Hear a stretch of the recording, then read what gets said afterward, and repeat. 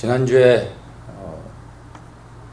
그 벤자민 네타냐후 이스라엘 총리가 그 연립정부를 구성하는 거에 실패를 했습니다. 그리고 의회를 다시 해산을 해가지고 이번 이제 돌아오는 9월 17일 날에 다시 선거를 치르게 됐습니다. 그래서 이스라엘 역사상 처음 있는 일입니다. 연립정부 구성은 실패한 적이 있어도 그것 때문에 또다시 의회를 해산했던 적은 없었는데 이제 초유의 사태가 일어났습니다. 그래서 그것을 좀 제가 이제 뉴스를 통해서 보면서 여러 가지 좀 생각되는 것들이 좀 있어서 또 좀 이스라엘에 대한 이야기를 좀 나누려고 합니다. 우리가 마지막 때를 살아가는 성도들로서 제일 중요한 것은 주님과의 관계이죠. 예수님과 더 친밀하게 관계를 갖고 예수님을 더 사랑하고 또 말씀 속에서 우리가 순종하려고 하는 것들이 그 무엇보다 더 중요합니다.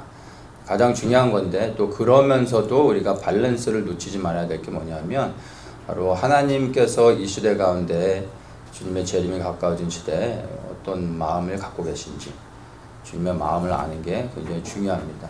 우리가 분명히 말씀을 통해서 알 수 있는 건 하나님의 마음 안에 여전히 이스라엘이 담겨져 있고 그 이스라엘을 회복해 가고 있다는 것을 우리가 볼 수 있습니다. 그래서 이 마지막 때에 주님과의 관계를 가까이 하면서 더욱더 우리가 이스라엘의 편에 서서 이스라엘 위해 사실 기도할 수 있어야 됩니다. 그래서 오늘 나누는 말씀이 우리 개인의 신앙에 대한 것은 아니지만 그거보다 어떻게 보면 주님의 하나님의 편에서는 더 중요한 하나님의 눈동자와 같은 이스라엘에 대한 말씀입니다. 그래서 이스라엘에 대한 것들을 깨닫고 우리가 함께 기도하는 그런 시간이 됐으면 좋겠습니다. 말씀드린 것처럼 연립정부 구성에 이제 실패를 했는데 이스라엘의 그 정치제도 시스템이 조금 독특합니다. 전체 의석이 120석인데 그 120석 중에서 과반수 이상 61석을 확보해서 연립정부를 구성을 해야 됩니다. 그렇지 않으면은 그 총리로서 권한을 가지고 정부를 이끌 수 없습니다. 근데 이번에 보수 정당에서 65석을 확보를 했는데 네타냐후에게 같이 연립정부에 동참을 해가지고 참여한 그 정당들의 의석 수가 61석에서 하나 모자른 60석에서 끝났습니다. 그러니까 한 석이 부족해가지고 연립정부 구성에 실패를 하게 된 겁니다. 그래서 베이타누당의 리버만이 조인을 해줬으면 그쪽에서 5석을 갖고 있어서 이제 무난히 될 거라고 생각을 했는데 이 리버만이 거부를 해가지고 결국에는 60석에서 한 석이 모자라서 연립정부 구성에 실패를 하게 됐습니다. 이슈가 뭐였냐면은 그 정통 유대인들의 그 병역 문제 때문에 끝까지 리버만이 협조를 안 했습니다. 그래서 이 정통 유대인들의 병역을 의무화시켜서 일정 부분 이 사람들이 병역의 의무를 질 수 있게 해달라고 했는데 그게 이제 관철이 안 돼서 끝까지 이제 거부를 해서 이렇게 됐습니다. 그러니까 이게 이스라엘 사회의 단면을 하나 보여주는 건데 지금 이스라엘이 뭐 한국하고 비슷한 안보적인 상황 가운데서 이스라엘은 남자도 군대를 가지만 여자까지도 군대를 다 갑니다. 그래서 여자는 2년, 남자는 3년 정도 하는 걸로 알고 있습니다. 그래서 남녀가 다 이렇게 군대를 가고 지금 특히나 안보적으로 위급한 상황 가운데서 더욱더 군인들이 필요한데 이제 젊은 청년들 뭐 율법을 연구한다라는 이유로 군대에 가지 않는 병역을 면제시켜주는 정통 유대인들에 대한 그런 시각들이 사실 유대 사회에서 그렇게 이스라엘에서 좋지가 않습니다. 그래서 리버만이 그것을 계속해서 오랫동안 얘기해 왔었는데 이번에 이제 그것이 관철이 되지 않아서 결국에는 연립정부 구성에 그 거부권을 행사해서 다시 이제 의회가 해산되는 일까지 있었습니다. 이거를 단순한 하나의 이제 정치적인 이슈로 볼 것이 아니라 우리가 조금 이스라엘 사회를 이해하는 데 있어서 조금 좀 넓은 시각으로 좀 볼 수 있어야 되는데 오늘날의 현대 이스라엘은 세속 그러니까 종교적인 이스라엘이 아니라 사실은 세속 국가입니다. 그래서 대부분의 유대인들은 사실은 하나님을 믿지도 않고 특히 이제 젊은 층으로 갈수록 무신론자들이 많습니다. 그런데 지금 사회는 갈수록 정통 유대인들이 정당에 들어가서 어떤 정치적인 영향력을 행사하면서 각 정부 부서에 중요한 고위직을 차지하면서 여러 가지 이스라엘의 모든 분야에 종교적인 그런 어떤 영향들을 행사하면서 유대 사회가 점점 종교화되고 있었습니다. 그러니까 예수님 당시에 바리새화되는 거하고 똑같이 보시면 되는 겁니다. 근데 이것이 점점점 심해지니까 일반 세속 유대인들은 사회가 유대화, 그러니까 종교화되어지니까 이게 이제 점점 율법으로 조이게 되는 거죠. 그러니까 유대인들이 일반 세속 유대인들과 정통 유대인들 사이에서 관계가 굉장히 좋지 않습니다. 불신의 벽이 높아지고 있는 상황입니다.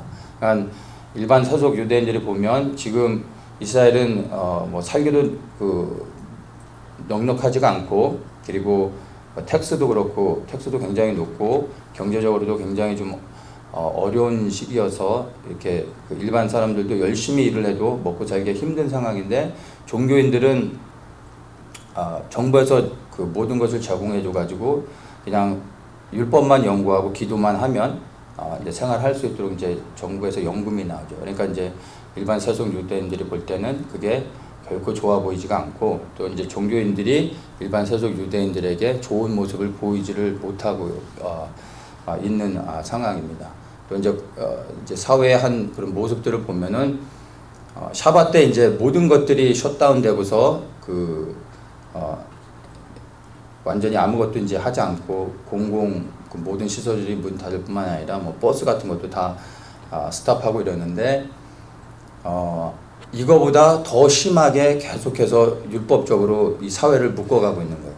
그러니까 유대인들은 샤bat 때 아무것도 안 합니다. 왜냐하면 법적으로도 그렇지만은 유대 사회 관습이 그렇기 때문에 유대인들이 샤bat 때 일을 하려고 하면은 그게 이제 사회적인 지탄을 받기 때문에 이들이 유대교를 믿는 것 때문이 신앙 때문이 아니라 사람들의 눈치 때문에 안 하는 경우들이 많습니다. 그래서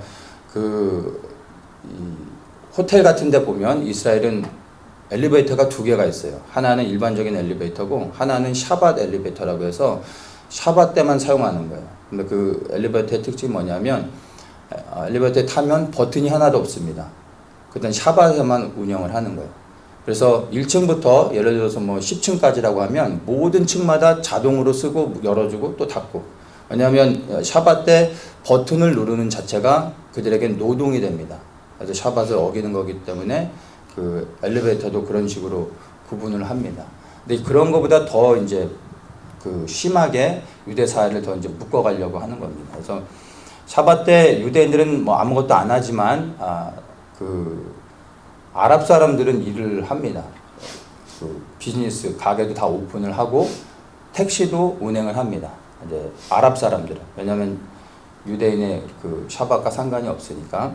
근데 이런 것까지도 이제 법적으로 완전히 다 제한을 하면서 유대 사회를 점점 가려고 하는 것들이 지금 이제 정통 유대인들이 정당 활동을 통해서 정치적으로 영향력을 행사하고 모든 기관 가운데서 계속해서 이제 율법적인 것들로 조여가고 있습니다. 그러니까 세속 유대인들이 볼 때는 이게 이제 숨 막히는 거죠. 너무 싫은 거죠. 그래서 이제 지금 그것들이 계속 골이 깊어지고 있는 가운데서 이런 병역 문제가 하나의 이슈로 해서 터졌다라는 것으로 우리가 이제 이해를 하면은 될 것 같습니다.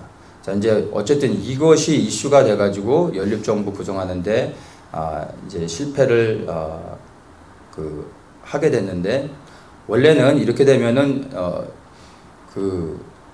두 번째로 표를 많이 받았던 청백당의 간치가 연립정부를 구성할 수 있는 권한을 갖게 되는데, 네타냐후가 이것을 막기 위해서 의회 해산을 의회에다 이제 요청을 했어요. 그리고 그것을 표결을 통해서 통과가 돼가지고 해산이 된 겁니다. 간치가 그것을 기회를 갖게 되면 연립정부를 구성하게 되니까 그것을 막기 위해서 그것을 이제 해산을 시켰다고 이제 보면은 됩니다. 지금의 상황 가운데서 이제 이스라엘의 앞으로의 이제 흐름이 어떻게 되냐면 모든 게 다 템포러리 상태에서 갑니다. 그러니까 일반적인 그 행정 시스템들은 지금처럼 작동을 하지만 그 법적으로 어떤 것을 이렇게 통과시키고 그리고 이제 발의되고 이러면서 어떤 실질적인 국가 경영에서는 여러 가지 이제 어려움들이 있습니다. 그래서 모든 게 그냥 템포러리 상태에서 이제 임시적으로 진행이 된다라고 보면 됩니다. 그러니까 국정 운영에 사실은 굉장한 차질을 빚게 됐다라는 것을 이제 피할 수가 없는 상황인 거죠. 그래서 누가 이제 그 9월달에 투표를 통해서 당선이 된다 하더라도 9월 17일 날에 끝나서 그 연립정부를 구성하는 데 있어서 한 달 반 정도의 시간이 걸리거든요. 그리고 그 다음에 각 이제 그 정당들을 모아서 그 중에서 이제 고위직 관리들, 이제 장관이나 이런 각 주무부처에 사람들을 임명하고 정상적으로 이스라엘 사회가 다시 이제 돌아가게 되려면 올 연말이 거의 다 끝나야 되는 거죠. 그래서 지금부터 해서 2019년 말까지는 사실은 정상적인 국정 운영이 거의 불가능하다라고 보면 됩니다. 안보적으로는 사실은 더 위험한 상황 가운데 놓여져 있는데 국가는 위기 가운데 이제 돌아가고 있다는 게 이스라엘의 이제 현 그런 상황으로 우리가 이해를 할 수가 있는 거죠. 그리고 이제 네타냐후 총리가 비리 혐의로 기소가 된 상태고 곧 있으면 이제 몇 달 안으로 조사가 시작될 예정입니다. 그래서 지금 네타냐후 총리가 직접 현역 국회의원 면책권을 상정을 한 상태입니다. 그래서 이게 통과가 되면 현역 국회의원들은 법적으로 어떤 조사하는 것들을 다 이제 웨이브 될 수 있는 거죠. 그러니까 네타냐후가 직접 이것을 상정했다라는 얘기는 그 비리 혐의가 그 비리 혐의로 끝나는 게 아니라 사실일 가능성이 많다라는 것을 반증하는 것이라고도 볼 수가 있습니다. 그래서 다음 선거 때 만약에 간치가 된다면은 네타냐후의 정치 생명은 끝나는 거고, 그리고 그 비리 혐의로 구속까지 될 수 있는 그런 상황이라는 것들을 이제 볼 수가 있습니다. 그리고 가장 이제 좀 사람들이 이제 주목하게 되는 게 6월 달에 발표하려고 했었던 이제 중동 평화안에 대한 것들이 이제 문제가 이제 생길 수 있는 거죠. 네타냐후라는 총리가 이스라엘을 이끈다라는 전제하에서 중동 평화안이 미국과 협의해서 이렇게 준비되어져 가고 있었는데, 이스라엘의 지도자가 지금 이제 안개 속에 들어가서 불투명한 상태에서는 중동 평화안을 발표한다라는 게 사실은 의미가 없어지는 거죠. 앞으로 어떤 사람이 지도자가 될지 모르는 상황에서 미국이 일방적으로 중동 평화안을 또 발표한다는 것은 사실 무리가 있습니다. 이제 외형적으로는 뭐 전혀 문제가 없다라고 말을 하고 있지만 사실은 그렇지 않은 상태로 지금 이렇게 좀 흘러가고 있다라는 것을 우리가 이제 좀 볼 수가 있는 겁니다. 9월 달에 있게 될 그 재선거에 대해서 개인적으로 이렇게 좀 생각을 해봤는데, 이건 제 개인적인 견해입니다. 네타냐후가 되는 것보다 간치가 될 가능성이 더 많을 거라고 생각을 합니다. 제가 그 4월 달에 총선이 있을 때 간치가 될 가능성이 있다라고 이제 그 말씀을 드린 적이 있었는데, 이제 그런 배경들을 좀 설명을 좀 드리도록 하겠습니다. 지금 현재 그 이스라엘 내에서 네타냐후에 대한 그 국민들의 불만들이 굉장히 높습니다. 그러니까 오랫동안 이 사람이 총리를 해오면서 여러 가지 비리 혐의가 하루 이틀이 아니라 좀 오랜 시간에 걸쳐서 쌓여졌었고, 이번에 이제 이게 그 폭발을 하게 된 거죠. 그래서 국민들의 많은 그 여론들이 네타냐후에게 이렇게 좀 호의적이지 않다라는 것들이 지금 이제 네타냐후에게 좀 좋지 않고요. 계속해서 반정부 시위들, 특별히 이제 네타냐후 총리에 대한 그런 데모들이 유대 사회에서 계속 일어나고 있습니다. 그래서 여론들도 또 계속해서 좀 좋지 않은 상황으로 네타냐후를 이렇게 좀 공격하고 있는 상황입니다. 그래서 연립정부 구성을 실패했다는 것도 그렇지만은 그것으로 인해서 의회를 네타냐후가 해산한 것으로 인해서 이스라엘 국가적으로 입는 손해가 상당하죠. 6개월 동안은 모든 정부가 제대로 작동할 수 없다라는 것도 그렇고, 또 다시 들어가는 선거 비용도 거의 뭐 엄청난 그 액수가 다시 또 들어가게 됩니다. 그래서 이제 국민들의 여론이 더 안 좋아지고 있는 상황입니다. 그래서 9월 달에 있을 재선 때는 네타냐후보다는 간찌가 될 가능성이 많다고 볼 수가 있는 겁니다. 여론은 더 안 좋아지게 되고, 그리고 그 네타냐후가 35석을 차지했었고, 간찌가 이끄는 청백당이 제가 기억으로는 34개, 그러니까 한 석 차이로 네타냐후가 한 석 차이로 이겼었는데, 다음 선거 때는 이게 이제 바뀌어질 수 있고 표가 진보 쪽으로 넘어갈 수 있다라는 거죠. 그래서 지금 상황에서 예측해 볼 때는 9월 달의 선거는 보수 쪽이 아니라 진보 쪽으로 넘어갈 가능성이 있습니다. 그래서 간찌가 만약에 총리가 되어진다면 거기에는 여러 가지 좀 의미가 있습니다.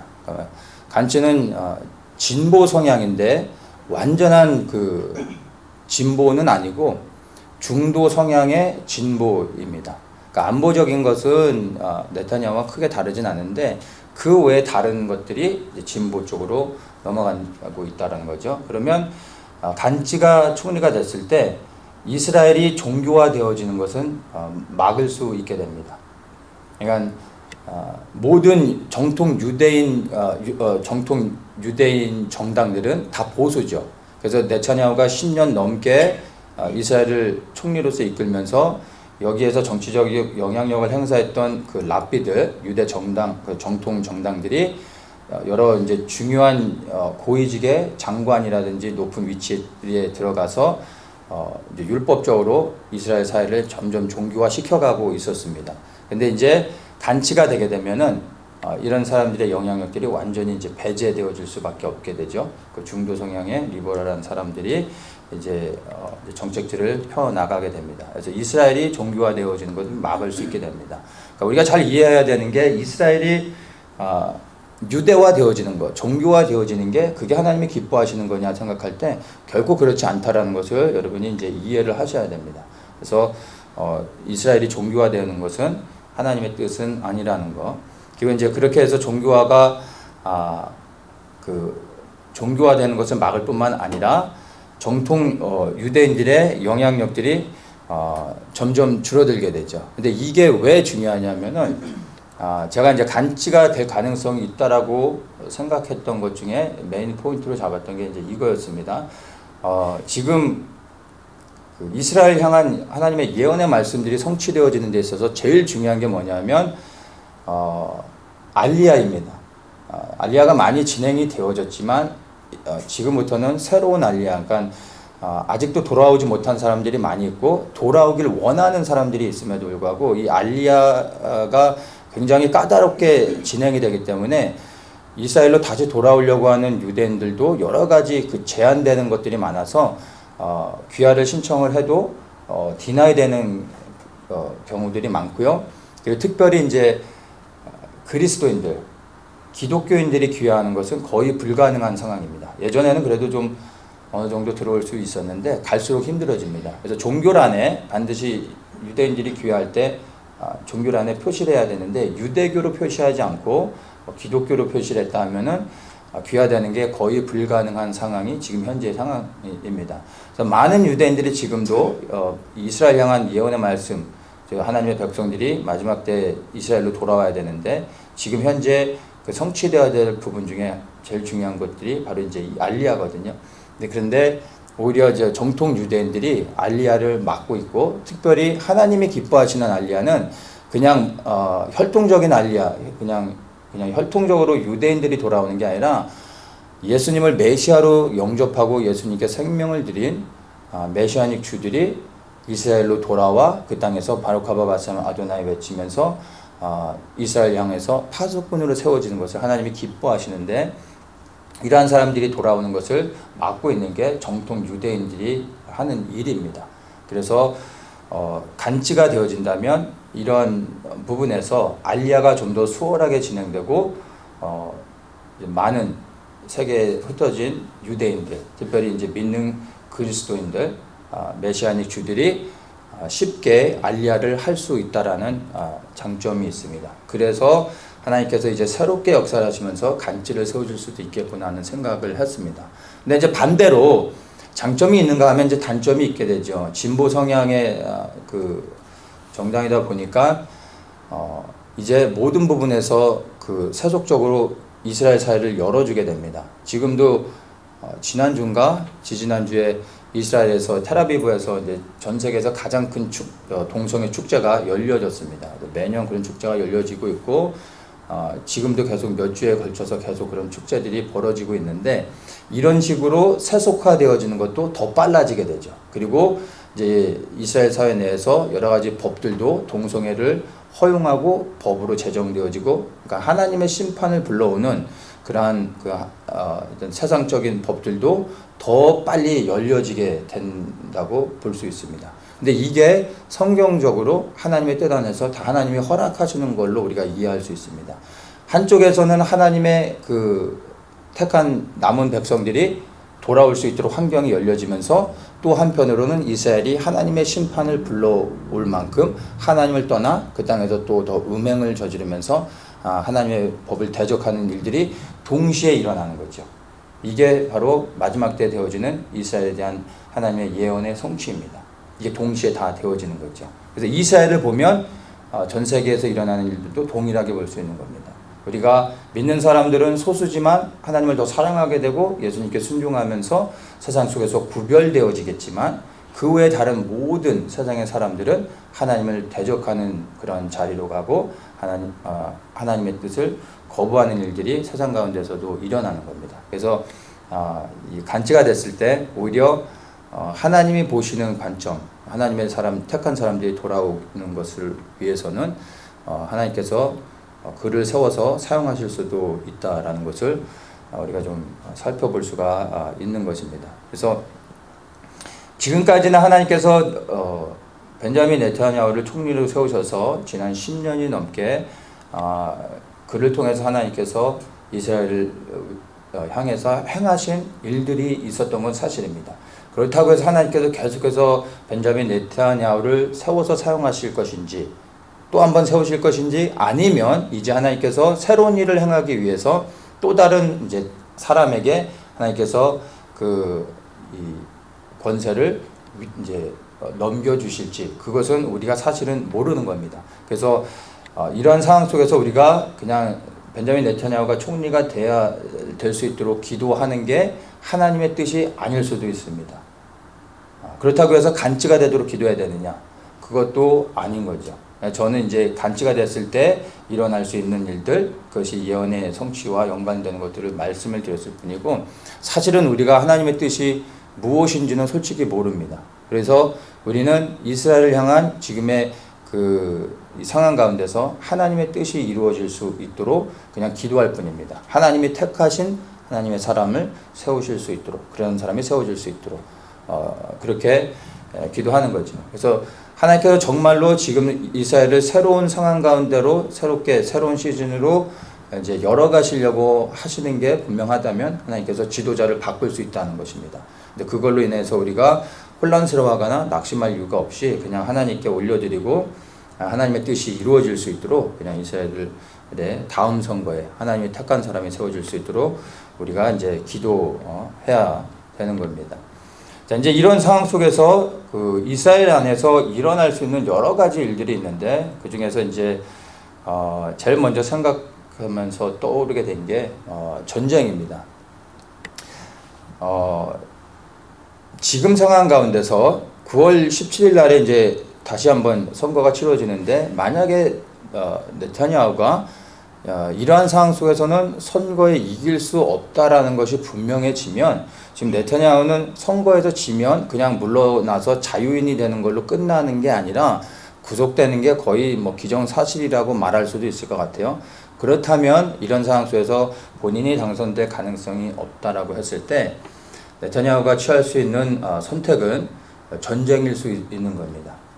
전쟁을 하게 되면 선거를 치르지 않고 그냥 이런 상황 속에서 그냥 넘어갈 수도 있는 상황이 될 수 있는 겁니다. 그리고 전쟁을 일으켜서 성공적으로 전쟁을 수행해서 전쟁에서 이기게 되면은 그러면 국내의 여론은 완전히 바뀌게 되고 네타냐후에게 국민들이 지지해주게 되면 여론은 한 번에 바뀌죠. 정치는 여론과 굉장히 민감하게 연동되어지기 때문에 전쟁을 통해서 여론을 한 번에 바꿔버릴 수도 있습니다. 그러면 선거를 통해서도 정상적으로 다시 총리가 되어질 수도 있는 거죠. 그래서 전쟁을 일으킬 수 있는 그러한 소지가 있다라는 것. 그리고 지금 현재 이스라엘의 국내적으로 국외적으로 모든 상황들을 보태 전쟁의 가능성들이 점점 높아지고 있다는 것을 국제 정세를 통해서도 우리가 이제 분별해 볼 수가 있습니다. 전쟁 가능성이 있는 이유를 이제 좀 말씀드리면은 지금 현재 그 이스라엘을 둘러싼 중동의 정세를 통해서 보면 전쟁의 가능성들이 굉장히 높습니다. 대상은 당연히 이란이죠. 이스라엘과 이란 간의 그 사이에서 전쟁이 일어날 수 있습니다. 2월, 3월부터 해가지고 가자 지역과 그 레바논에서 계속해서 엄청난 수백 발의 미사일들을 쐈습니다. 하마스와 헤즈볼라라는 무장단체들이 그렇게 이스라엘에 그냥 민간인들 대상으로 해서 막 미사일들을 쏘고 이스라엘에서 가자 지역으로 아예 진격해 들어가서 전쟁을 하려고도 했었고 레바논과 전쟁이 일어날 수 있다라는 얘기까지 나오고 있었죠. 근데 이 수백 발의 미사일을 쏘려면 돈이 그것도 엄청나게 드는데 이런 테러 단체들이 어디서 돈이 있어서 이스라엘에 그런 미사일을 쏘겠습니까? 이 모든 군사적 지원이 이란에서 오는 겁니다. 그리고 얼마 전에도 시리아를 또 이스라엘이 이제 공격하고 여러 이제 군 시설들을 이제 폭격하고 이랬었는데 시리아 내에서 핵 공장이 가동되고 있다라는 것을 감지를 했고 그 모든 그 비용들이 이란에서 다 지원해서 오는 겁니다. 그래서 지금 그 시리아 내에서도 이스라엘을 향해서 공격하려고 하는 것들이 정황들이 이제 보여지고 있는 상황인 거죠. 그래서 이스라엘은 그 외부적으로는 여기저기 테러 단체들이 공격을 하고 있지만 그 근본적인 그 핵심은 다 이란에서 지원되는 거기 때문에 이스라엘의 타겟은 근본적으로 이제 이란으로 돌아가게 되는 거죠. 그래서 이스라엘이 이란과의 전쟁을 준비하고 있다라는 것을 볼 수가 있습니다. 그리고 이 부분에 대해서는 여러 차례에 걸쳐서 이제 제가 말씀을 이제 나눴고 이스라엘이 전쟁을 준비하고 있다라고 이야기를 했었습니다. 자, 그리고 두 번째는 이스라엘 군대의 전쟁 기본 개념을 우리가 이해하면 전쟁이 일어날 수 있다라는 것을 볼 수가 있는데 이스라엘 군대의 전쟁 기본 개념이 뭐냐면 예방적 타격입니다. 이게 군대가 작동하는 원리입니다. 그러니까 예방적 타격이라는 말은 꼭 선제 공격을 의미합니다.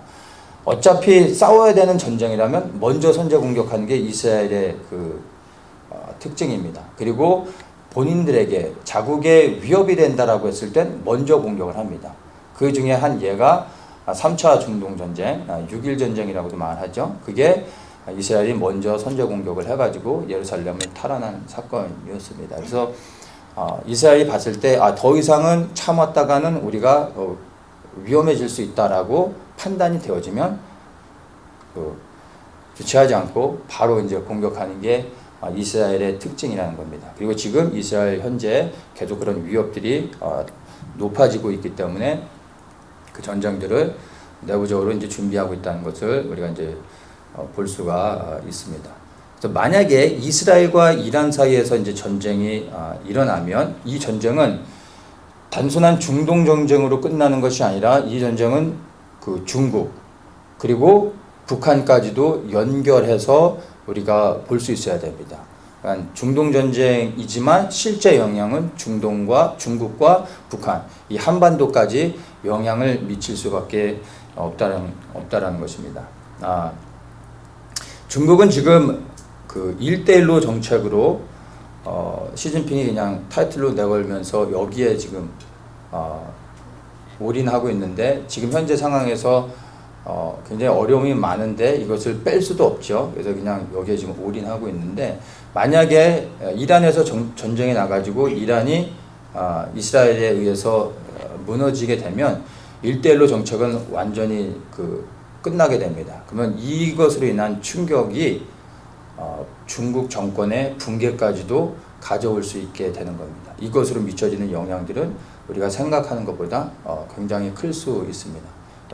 나비가 날갯짓을 하면은 저 지구 반대편에서 나중에 그 폭풍이 일어나는 것처럼 이란과의 전쟁의 결과가 중국 공산 정권을 무너지게 할 수도 있다라는 것을 우리가 이제 볼 수 있습니다. 이게 아니어도 지금 중국은 거의 중국 공산당 정권이 무너지기 일보 직전까지 왔죠. 얼마 전에 이제 뉴스들을 보니까 이제 단순한 경제제재에서 끝나는 게 아니라 이제 중국에 대한 다음 전략으로 미국이 지금 이제 말하기 시작하는 게 중국 내 소수 민족들, 티벳이나 그리고 이제 신장, 위구르, 그리고 대만 이런 나라들의 인권들 언급하고, 대만 같은 경우에는 이제 독립된 국가로서 인정을 해주고 있고, 이제 티벳, 신장 이런 곳에 인권들을 언급하기 시작했습니다. 이게 무슨 의미냐면은 단순히 중국을 향해서 경제 제재로 주고 그 다음에 중국으로 하여금 무릎 꿇게 만들고 꿀밤 한 대 때려주고 이제 용서해 주려고 하는 게 아니라 중국을 완전히 해체시키려고 한다라는 것을 볼 수가 있는 겁니다. 그래서 단순한 인권이 아니라 말은 인권으로 얘기하고 있지만 사실은 소수민족들을 독립시키려고 하는 움직임을 이미 시작하고 있는 겁니다. 그래서 미국의 중국에 대한 계획은 완전히 중국 공산당을 해체시키려고 한다라는 것을 분명히 볼 수가 있습니다. 그래서 지금 현재 시진핑의 선택은 스스로 공산 정권을 해체시키고 다른 그런 정치 체계로 가느냐, 아니면 내부적이든 외부적인 영향에 의해서 공산 정권이 해체되느냐 하는 수순입니다. 그래서 선택은 시진핑에게 있지만 공산 정권의 그 붕괴는 시간 문제라는 것을 중국 전문가들이 다 일일이 이제 동일하게 이제 보고 있는 그런 상황입니다. 자, 이런 상황 속에서 만약에 이란이 전쟁을 통해서 무너지고 중국도 공산 정권이 해체되어진다면, 그래서 소수민족들이 독립되어지게 되면 북한은 어떻게 될까요? 북한은 그냥 그것만 보다가도 심장마비에 걸려서 북한 정권은 무너질 수밖에 없는 그런 상황이 이제 된다는 것을 볼 수가 있습니다. 북한이 친하게 지내는 유일한 나라가 중국, 그리고 뭐 이란, 끼리끼리 어울리는 거죠. 이런 나라들과 어울리면서 핵 개발을 같이 하고 있고, 그리고 이런 나라들을 통해서 경제적인 도움을 받고 있는데, 이런 나라들이 무너지면 이제 북한이 의지할 수 있는 나라가 없어지게 되죠. 그러면 이제 그것은 북한 정권의 붕괴를 가져온다고 우리가 이제 볼 수 있습니다. 그래서 결과적으로 중동에서 일어나는 전쟁은 그 지역에서 끝나는 게 아니라 한반도에까지 결국에는 영향을 미치게 되는 것을 우리가 이제 볼 수가 있습니다. 지금 우리가 계속 뭐 기도하고 있지만은 한국이 건국 이후로 가장 위기 가운데 놓여져서 지금 너무나 많은 이제 중보자들이 한국을 위해서 이제 기도하고 있죠. 근데 안타깝게 한국은 내부적으로 해결할 수 있는 것은 없습니다. 그런데 어떤 분들은 또 새로운 지도자가 일어나면 한국이 회복될 수 있을 것처럼 보는데, 지금 상황에서는 정말 하나님의 개입이 아니고서는 한국이 회복될 수 있는 상황이 아닙니다.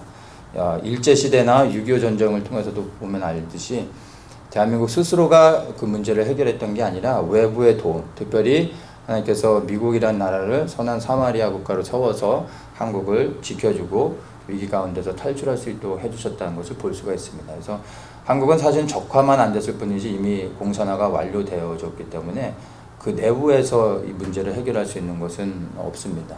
외부의 도움, 즉 하나님께서 미국이란 나라를 세우셔서 미국과 이스라엘을 통해 하나님께서 대한민국을 회복시키실 수 있다는 것을 우리가 기대하게 되는 겁니다.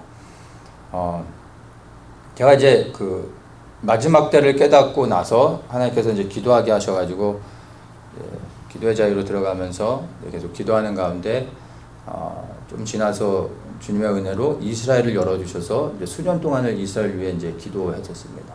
기도하다 좀 이제 4, 5년 지나서 3, 4년 지나서 이제 그 북한을 놓고 기도하게 하셨고, 북한을 놓고 기도하는 가운데 이제 몇 년 지나서 이제 그 기도의 방향을 한국으로 잡아주셔서 한국을 놓고 기도하다가 주셨던 마음이 이제 중국을 주목하라는 감동을 주셨어요. 그런 감동을 주시고 특별히 이제 중국을 위해 기도는 안 했었지만 그런 감동을 주시고 한 4년 정도 지나서 박근혜 대통령 탄핵 사건이 있었고, 그런 사건 가운데 이제 한국을 위해서 몇 년 이렇게 기도하는 가운데 주셨던 마음이 이제는 한국에 대한 마음을 이제 하나님의 뜻을 정하셨다라는 감동을 주시면서 이제는 다시 중국을 위해 그리고 중동 그리고 이스라엘로 향하는 복음의 마지막 행진이 열려질 수 있도록 기도하라는 감동을 주시면서 이제 이스라엘에 다시 새로운 마음을 주시면서 이스라엘 위해 기도하게 해주셨습니다. 그러면서 그때 보여주셨던 이제 상징적인 교회가 세 군데가 있었습니다. 그게 이제 북한의 교회, 북한의 지하교회와 한국의 이제 돌이켜 회개해서 순결함을 회복한 한국의 교회들, 그러니까 남북한의 교회 연합과 그다음에 중국의 지하교회, 그리고 마지막으로 이제 그 주셨던 상징적인 교회가 이란의 교회였습니다. 이란의 지하교회.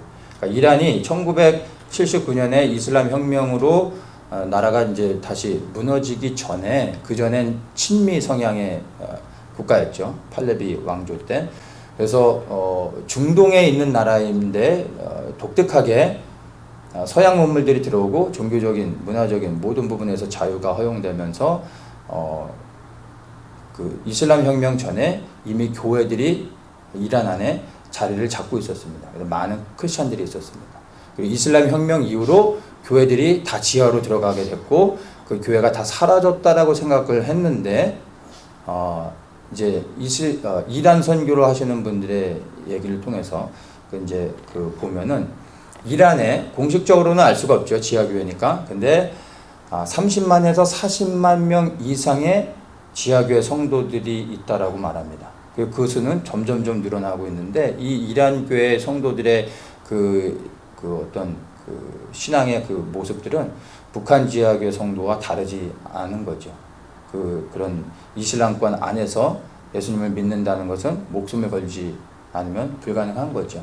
그래서 교회가 사라진 게 아니라 이란의 교회가 사실은 중동을 대표해서 하나님께서 이 시대에 예비시켰다라는 것을 볼 수가 있습니다. 그래서 마지막 복음의 행진은 이방인 교회들을 통해서 이스라엘 향해서 나아가게 되는데 그런 상징적인 교회들로서 바로 이제 남북한의 교회와 그리고 중국 교회, 그다음에 중동의 관문인 이란, 이 교회가 열려짐으로 인해서 중동 전역에 이란을 통해서 복음이 증거되어지면서 아랍인들이 함께 일어나고 이스라엘 향해 이제 들어가서 복음의 행진이 맞춰지게 되는 겁니다.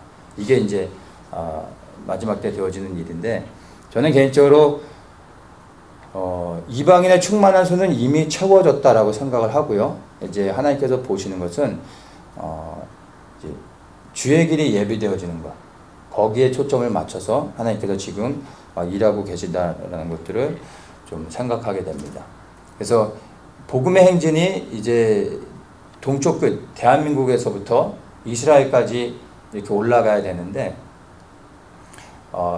이 복음의 행진과 성경에서 말하고 있는 이사야 19장에서 말하고 있는 왕의 대로가 열려지는 것, 이게 주의 길이 예비되어지는 거고 침례 요한이 선포했던 주의 길을 예배하라고 했던 것이 바로 이 왕의 대로가 열려지는 것을 말하는 거거든요. 이게 이제 구약의 관점이고 신약의 관점에서는 교회들이 일어나 예루살렘에서 출발한 복음의 행진이 열방을 돌아 이제 다시 예루살렘으로 동문으로 그래서 예루살렘 성전에 충만해지는 겁니다. 근데 이 복음의 행진이 지금 한국에서부터 이스라엘 향해 가는 거죠.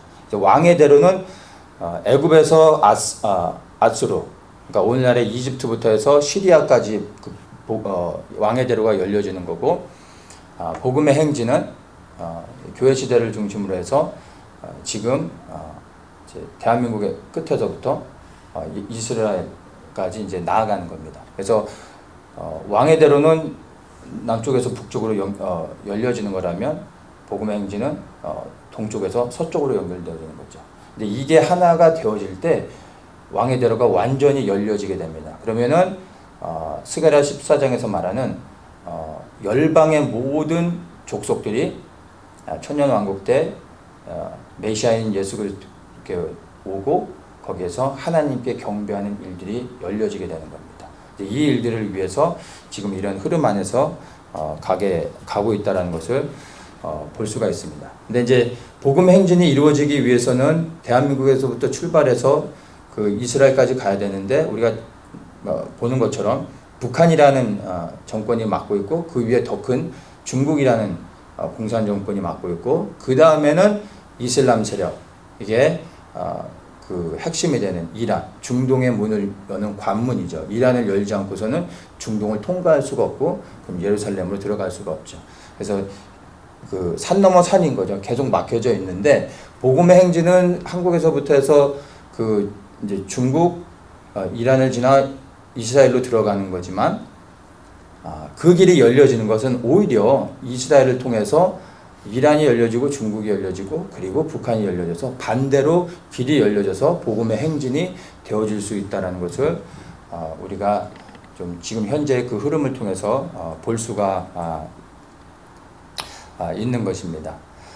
그래서 그 우리가 지금 현재 돌아가고 있는 국제 정세를 통해서 보면은 하나님께서 오히려 순서적으로 열어가는 게 아니라 반대 방향으로부터 해서 복음의 행진이 열려질 수 있도록 중동 가운데서 일하실 수 있다는 것을 볼 수가 있고, 성경에서 이란에 대한 구체적인 그 예언의 말씀들을 언급하고 있는 게 있습니다. 여러 군데가 있는데 그 중에 핵심적인 게 그 예레미야 49장 34절에 보면 이란에 대한 그 예언의 말씀들이 기록되어져 있습니다.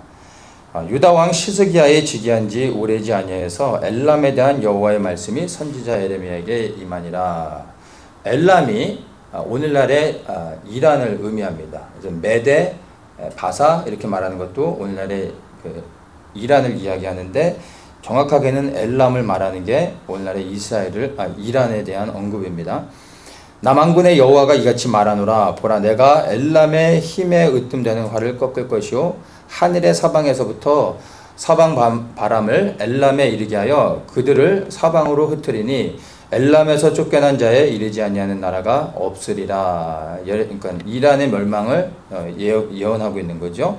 나 여호와가 말하노라. 내가 엘람으로 그 원수의 앞 그 생명을 찾는 자의 앞에서 놀라게 할 것이며 내가 재앙 곧 나의 진노를 그 위에 내릴 것이며 내가 또 그 뒤로 칼을 보내어 그를 진멸하기까지 할 것이라.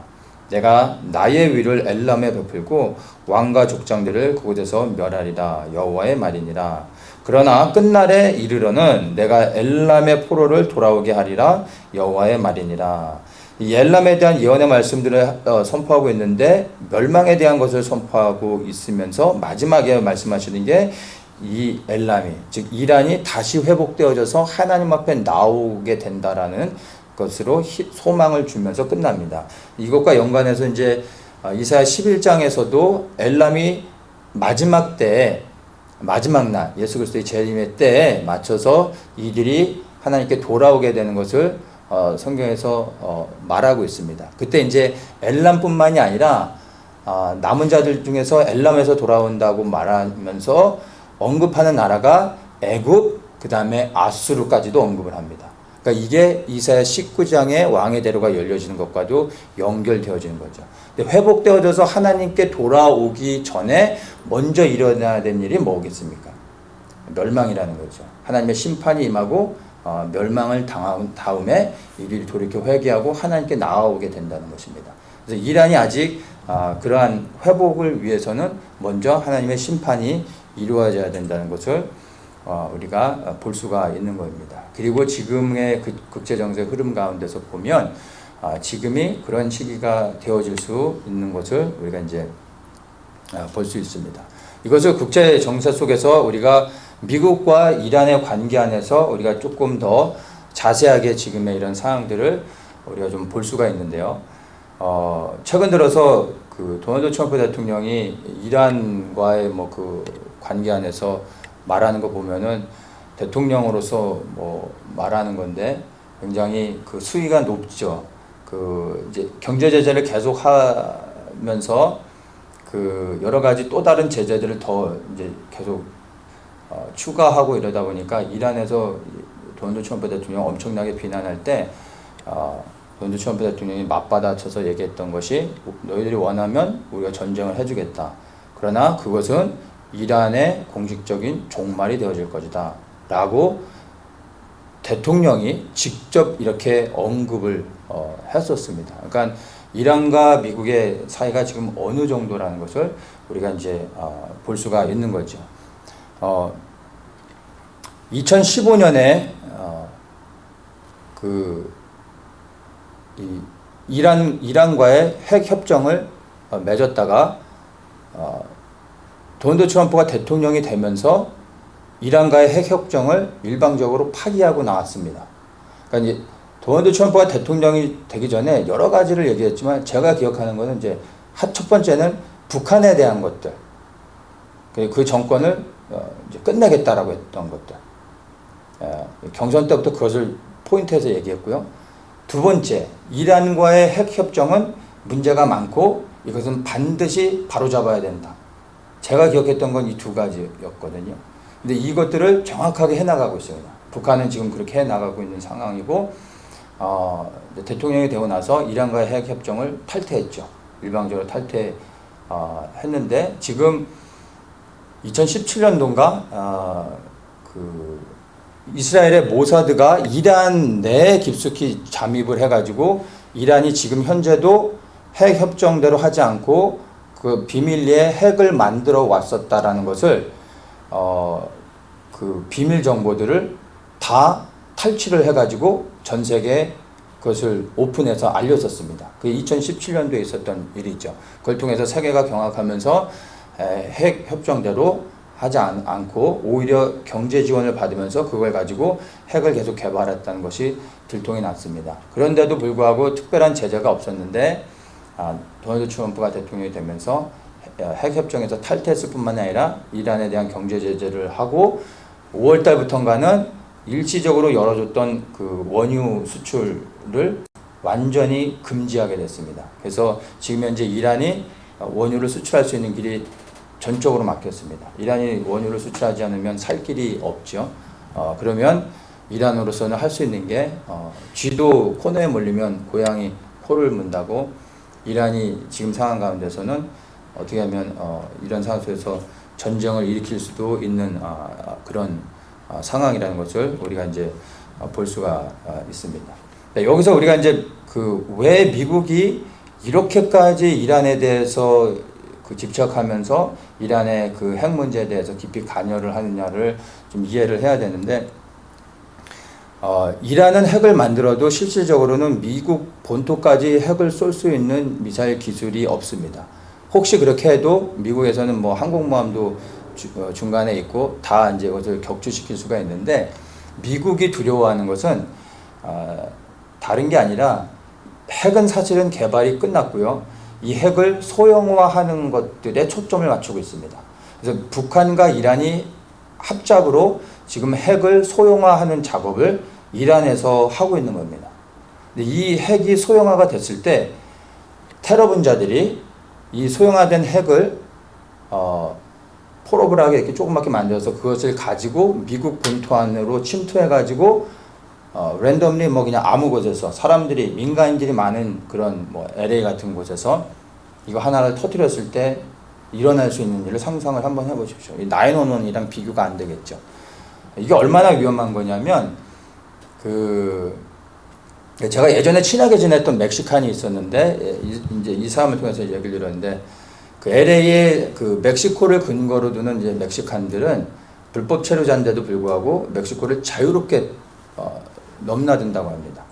그러니까 집에 방문하고 싶으면 이제 돈을 좀 캐시를 많이 모았다가 이제 또 멕시코로 나갈 때는 샌디에고로 해서 티juana로 그냥 나가고 들어올 때는 마약갱들한테 1,500불만 주면은 그 사람들이 파놓은 땅굴로 해가지고 통과를 하고 산으로 넘어와서 거기서 대기하고 있는 차를 타고 안전한 지역까지 내려준답니다. 그럼 거기서부터 각자가 이제 가는 거예요. 근데 위험하지 않냐 했더니 전혀 위험하지 않고 안 걸린대요. 혹시 어쩌다가 걸리더라도 국경에서 할 수 있는 것은 잡으면 다시 티아나 국경으로 해서 멕시코로 쫓아내는 게 끝인 거예요. 구류도 안 한대요. 왜냐하면 돈도 들고 시간도 드니까 잡았다가 다시 내보내는 게 끝이랍니다. 그러면 나가면 다시 또 이제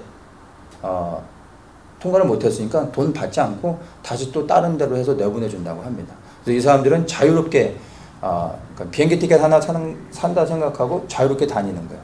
근데 미국 내에서 워낙에 그 멕시코와 연결되어진 국경이 넓다 보니까 미국 내에서도 이것을 그 통제가 불가능합니다. 그래서 지금 이제 벽을 세우는 이유가 바로 이제 안보적인 차원에서 하는 거거든요.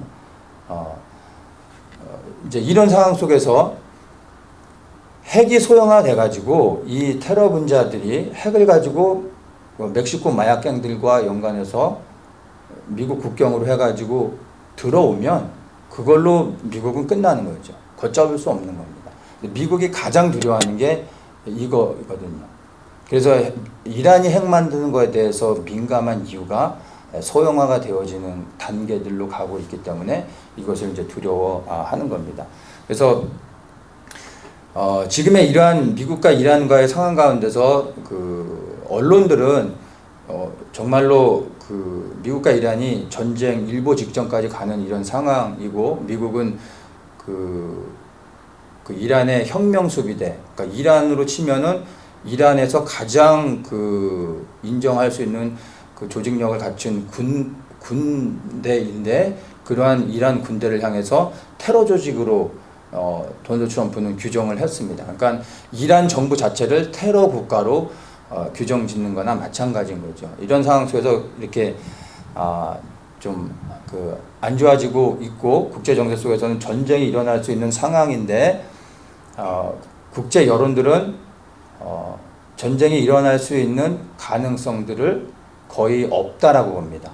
그러니까 상황 속에서는 그렇게 가고 있는 건 사실이지만 실제 전쟁은 절대 일어나지 않는다라고 그 언론들은 말합니다. 왜냐하면 전쟁이 실제로 일어나면 그 이란에서 전쟁이 일어나면 이란 호르무즈 해협을 통과하게 되는 원유량이 전 세계 원유량의 거진 70%, 60%에서 70%가 된다고 합니다. 그러니까 반 이상이 호르무즈 해협을 통과해야 되는데 전쟁이 일어나게 되면 이제 원유 수출이 다 막히는 거죠. 그러면 그걸로 인해서 전 세계 제3차 오일 쇼크가 오는 거죠. 그러면 뭐 배럴당 200불 이상 뛸 수 있다고 합니다. 그러면 전 세계 난리가 나겠죠. 그것 때문에 절대 전쟁은 일어나지 않을 거라고 얘기를 하는데 저는 이제 언론들이 전쟁은 절대 일어나지 않는다라고 말하고 있기 때문에 전쟁은 일어날 가능성이 저는 많다고 봅니다. 왜냐하면 요즘은 대충 언론이 말하는 거에 반대로 가면은 맞습니다. 언론들이 요즘은 뭐 제대로 보는 게 없어서 오히려 전쟁이 일어날 가능성이 많습니다. 왜냐하면 제가 이제 몇 달 전에 미국에 대한 메시지를 전하면서 셰일 혁명을 얘기를 했었죠. 미국은 이미 셰일가스 혁명을 통해서 2015년부터 그 석유를 수출하고 천연가스와 석유를 수출하고 있습니다. 그래서 전 세계 유일하게 에너지를 자립할 수 있는 유일한 나라입니다. 전 세계에서. 그래서 석유 가격이 아무리 오른다고 해도 미국은 자국 내에서 생산되는 석유를 수출하지 않고 국내로 돌리면 전혀 문제가 없고 정치적으로도 안정을 취할 수가 있는 겁니다. 그래서 오히려 전쟁이 만약에 일어나게 되면 미국의 시스템은 전쟁을 하면 무조건 돈을 벌게 돼 있어요. 엄청난 돈을 벌게 돼 있고 그리고 이 전쟁에서 승리했을 때 전쟁이 났을 때 오일 가격은 당연히 엄청난 폭등을 일으키겠죠. 그러면 이 오일을 가지고 오히려 원유 수출국으로서 엄청난 그 어떤 이득을 가져올 수 있게 되는 겁니다. 그러니까 대박을 터뜨리는 거예요. 한마디로 얘기해서. 그러면은 일석이조가 되는 거죠. 그래서 미국으로서는 손해 볼 수 있는 게 전혀 아니기 때문에 오히려 전쟁이 일어날 수 있는 가능성들이 사실은 더 많다라는 것을 우리가 이제 좀 볼 수 있습니다. 그래서 지금 현재 이스라엘을 둘러싼 여러 가지 상황과 한반도에서 일어나고 있는 이러한 모든 것들을 연결해서 볼 때 이제 하나님께서 새로운 시즌으로 들어가면서 새로운 일들을 행하실 수 있다라는 것을 보게 되는 겁니다. 근데 이게 이스라엘의 그 새로운 이제 재선거가 되어지면서 하나님께서 이스라엘의 어떤 새로운 계획들을 가지고 진행하시는 게 아닌가, 이런 지금 어수선한 종국 속에서 여러 가지 일들이 일어날 수 있다는 것을 우리가 볼 수가 있습니다. 그래서 많은 분들 중에 지금의 이스라엘의 이런 상황들을 에스겔 38장의 고개 전쟁으로도 연결해서 말씀하시는 분들도 계신데, 제가 볼 때는 그 전쟁은 아니고요. 이 전쟁은 일어나기 전에 반드시 갖춰져야 되는 여러 가지 조건이 있는데 그 조건에 미쳐지지 않습니다. 그건 아직은 지금은 얘기는 하진 않겠지만, 예전에 제가 이제 고개 전쟁에서 한 3년 전에 38장 이제 말씀 나눴던 게 있는데, 그걸 한번 좀 참조해서 보시고, 제가 나중에 조금 더 보완하고, 제가 좀 최근에 들어서 이제 38장을 저도 좀 더 상황 가운데서 살펴보면서 좀 이렇게 연구해 보면서 새롭게 좀 깨닫게 된 게 있는데, 이 전쟁이 에스겔 38장의 전쟁이 일어나기 전에 갖춰져야 될 상황들, 그 다음에 어떠한 시기에 일어나게 되는지, 이런 것들은 나중에 좀 더 자세히 좀 나누도록 하고요. 지금은 그 전쟁은 아니지만 그 전쟁이 준비되어지기 위해서, 또 주님의 재림과 이스라엘이 회복되는 것과 연관되어져서 이란에 이스라엘과의 전쟁이 일어날 수 있다라는 것을 우리가 이제 보면서 더욱더 이런 시점 가운데 하나님의 편에 서서 우리가 이스라엘을 위해서 기도할 수 있어야 된다는 것을 나누고 싶습니다. 그래서 우리가 이제 이스라엘의 편에 서서 기도해야 되는데, 특별히 몇 가지의 기도 제목을 좀 나누면요, 열방 가운데서 하나님과 동일한 마음으로 이스라엘을 품고 파수꾼으로 세워져서 그 예루살렘에 서서 기도할 그러한 하나님의 사람들이, 기도의 용사들이 세워질 수 있도록 기도해야 됩니다. 첫째는 예수님을 메시아로 영접한 유대인들이 일어나 그 땅에 돌아가 그곳에서 파수꾼의 역할을 감당할 수 있도록 기도해야 되고요. 그리고 열방에 흩어진 또 우리 이방인 그리스도인들도 계속해서 이스라엘의 예루살렘에 올라 그곳에서 하나님의 뜻이 이루어질 수 있도록 선포해야 되는 겁니다. 그걸 위해서 8월에 이스라엘 이제 기도 여행도 진행하려고 이제 하고 있는 거고요. 또 이제 우리가 기도해야 되는 것이, 만약 전쟁이 일어난다면 하나님의 눈동자인 이스라엘을 하나님이 친히 보호하시고 그들의 군대 장관이 되어 주셔서 하나님이 친히 전쟁 가운데서 승리하실 수 있도록, 그 일을 위해 일하실 수 있도록 우리가 이것을 말씀을 붙잡고 기도할 수 있어야 되고요. 또 알리야에 대해서 제가 말씀을 나눴는데, 지금 현재도 계속해서 많은 유대인들이 이스라엘로 돌아가길 원하고, 특별히 믿는 그리스도인들이 마지막 때 그리스도의 재림을 준비하면서 예루살렘에 돌아가길 원하고 있는데, 여러 가지 제도적인 것 때문에 막혀져 있습니다. 이제 이런 것들이 열려질 수 있도록, 그래서 이 알리야가 더 신속히 일어나고, 그리고 믿는 유대인들이 더욱더 돌아갈 수 있도록 알리야를 위해서 우리가 기도할 수 있어야 됩니다. 그리고 마지막으로 한 가지가, 미국과 한국이 이스라엘의 편에 서서 하나님의 그 기뻐하시는 뜻을 위해서 동일하게 함께 움직일 수 있도록, 지금까지는 정말 하나님께서 이 미국이란 나라를 사용하셔서 이스라엘 편에 서서 하나님의 일들을 대신해서 진행하고 있는 것들을 우리가 볼 수 있고, 이제 대한민국도 회복되어져서 일어나 이 복음의 행진이 이스라엘 향해서 되어질 수 있도록 그렇게 움직여 나아가야 되는 겁니다. 그것을 위해 모든 세상의 나라들이 이스라엘 대적한다 할지라도 미국과 그리고 또 우리 한국이 끝까지 이스라엘의 편에 서서 하나님의 마음을 기쁘시게 할 수 있는 그런 나라들이 될 수 있도록 그것을 위해서 우리가 같이 기도하면 좋겠습니다.